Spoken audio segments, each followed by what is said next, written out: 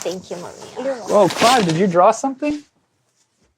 That looks awesome. This is Grace Jin Drexel, the daughter of Pastor Ezra Jin, and her husband Bill, in their home in Washington, D.C. They met in 2018 in China, when Bill, an American student surreptitiously studying state surveillance of religious minorities, visited Zion Church in Beijing, then one of the two highest profile underground churches in the country.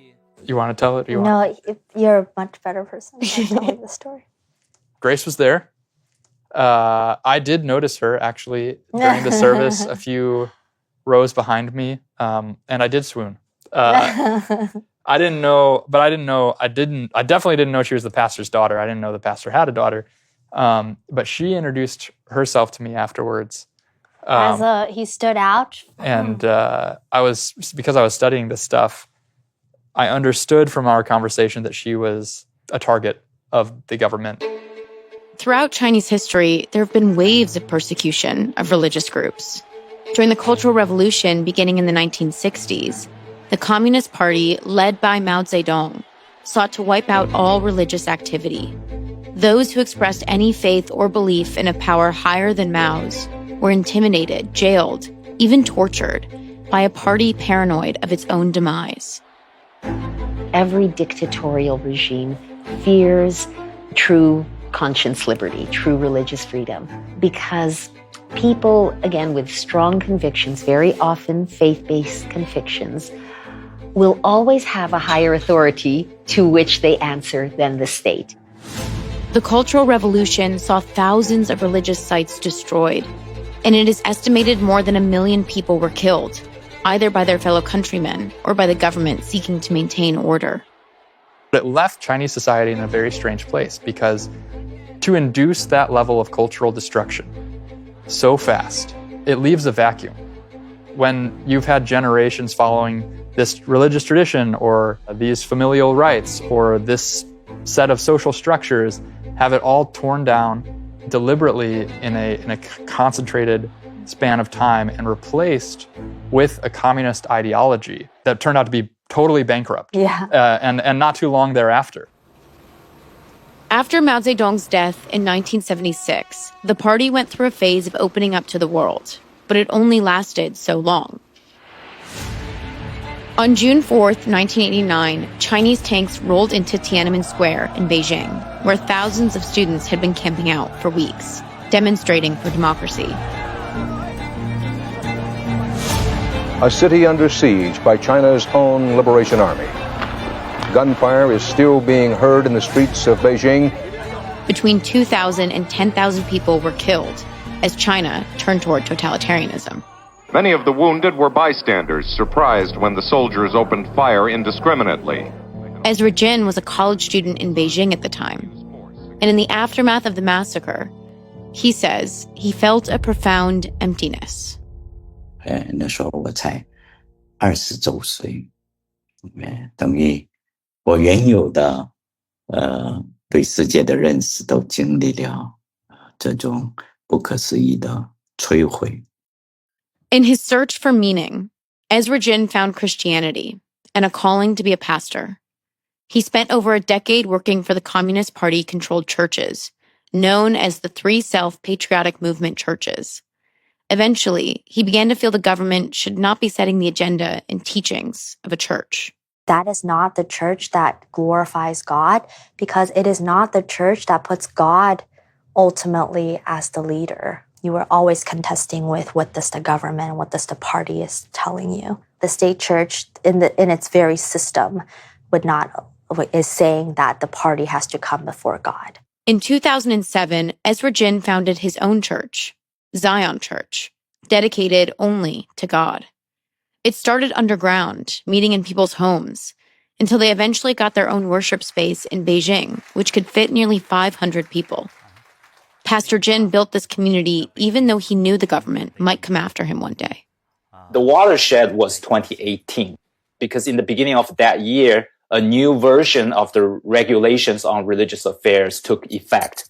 As a result, all religious activities outside the government-sanctioned churches became officially illegal. In 2018, the government banned the Bible from being sold on the internet. They brought some Christians in for interrogation. It became so common, Christians began referring to it as being, quote, taken out for tea. The government kicked their kids out of schools. They froze their bank accounts, intimidating them to renounce their faith. The government shut down Zion's worship space after Pastor Jin refused to let them place facial recognition cameras inside. During this crackdown, Pastor Jin and his entire family, including Grace, lived under an exit ban. The government officially prevented them from leaving the country, citing vague national security concerns. So when Bill and Grace fell in love, they thought it would be impossible to be together. Grace still doesn't know why she was allowed to leave in January 2020 to move to the United States, just before COVID shut down the world. All she knows is her father was never allowed to leave himself, which means he couldn't attend her wedding or even meet her 2 children. What happened next was even more disturbing. So in 2021, he was back in Beijing after traveling, and the government officials asked him out to dinner. And so he went to dinner, but he actually told some of the students beforehand, like, if I don't check back in an hour, then come and get me. We don't know what's going to happen. And very luckily he did that, because at this dinner, we later found out that the government officials drugged him.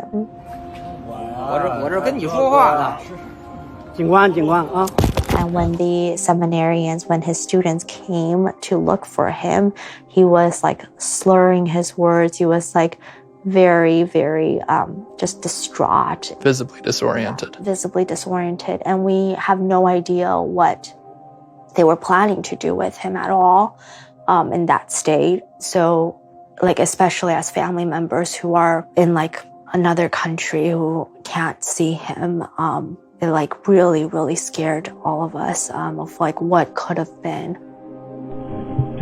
Then, on October 10th, 2025, Pastor Jin was arrested during the largest crackdown against Christians in China since the Cultural Revolution.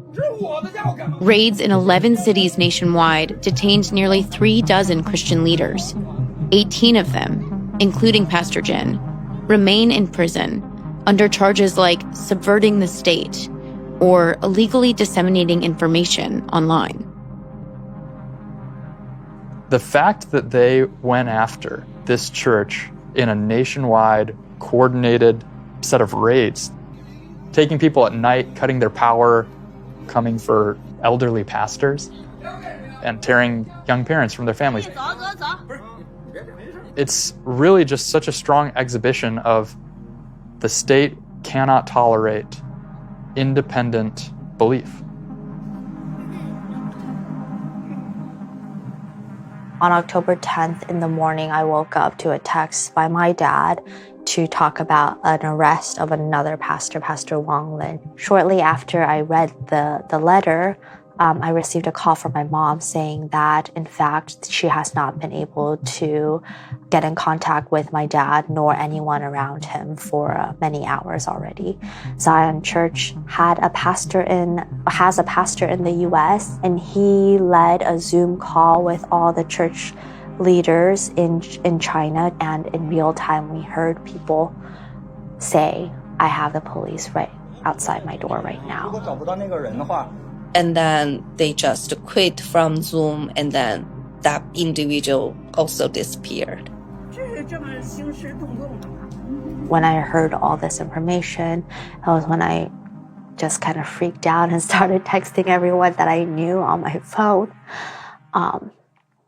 And just like just like telling them of the situation and saying that, like, what should I be doing? Like, what can I do to help my dad? Like, my dad is potentially going to be in jail. Pastor Jin has been unable to communicate directly with his family, but they fear he will be tortured or spend the rest of his life in prison. They say he sleeps on a concrete bench in a cold room without a blanket, and that Chinese officials have denied him his diabetes medicine and access to a Bible. On October 10th, my father, Pastor Ezra Jin, was arrested by the Chinese authorities along with 27 other pastors and church leaders of Zion Church. 加油. Oh my goodness, I'm so nervous. My gosh, yet even repression cannot extinguish faith. Grace now spends her time traveling the world advocating for politicians to pressure China about her father's detention. Grace. It's definitely a process that I'm still working through right now. Joining us on stage, Grace Jean Drexel.